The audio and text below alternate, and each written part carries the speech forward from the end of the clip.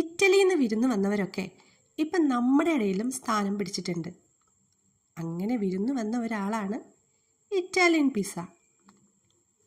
എങ്ങനെയാണ് 3 മിനിറ്റ് കൊണ്ട് ഒരു പിസ്സ തയ്യാറാക്കേണ്ടതെന്ന് നോക്കാം.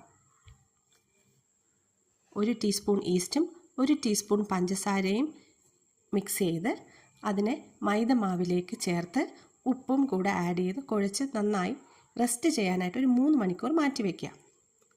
അതിനുശേഷം ഒരു മീഡിയം വലിപ്പത്തിലുള്ള മാവെടുത്ത് ഉരുളയാക്കി അതിൻ്റെ നടുവിലായിട്ട് ചീസ് ലെയറും കൂടെ വെച്ച് വീണ്ടും അതിനെ പരത്തി ഒരു ഫോർക്ക് കൊണ്ട് വീഡിയോയിൽ കാണുന്ന പോലെ ഡെക്കറേറ്റ് ചെയ്യുക. എന്നിട്ട് തവ ചൂടാകുമ്പോൾ അതിലൽപ്പം ബട്ടർ തേച്ച് അതിലേക്ക് ഈ ചപ്പാത്തിയുടെ വലിപ്പത്തിലുള്ള മൈദ മാവിനെ അതിലേക്കിട്ട് ബ്രൗൺ കളർ ആവുന്നത് വരെ തിരിച്ചും മറിച്ചും എടുക്കുക. എന്നിട്ട് അതിലേക്ക് പിസ്സ സോസ് ഒരു 2 ടീസ്പൂൺ പുരട്ടുക. എന്നിട്ട് അതിൻ്റെ മുകളിലായിട്ട് നമ്മൾ കട്ട് ചെയ്ത് വച്ചിരിക്കുന്ന വെജിറ്റബിൾസ് ഇടുക. ടൊമാറ്റോ, സവാള, പിന്നെ ക്യാപ്സിക്കം, വേവിച്ച് വച്ചിരിക്കുന്ന കോണും.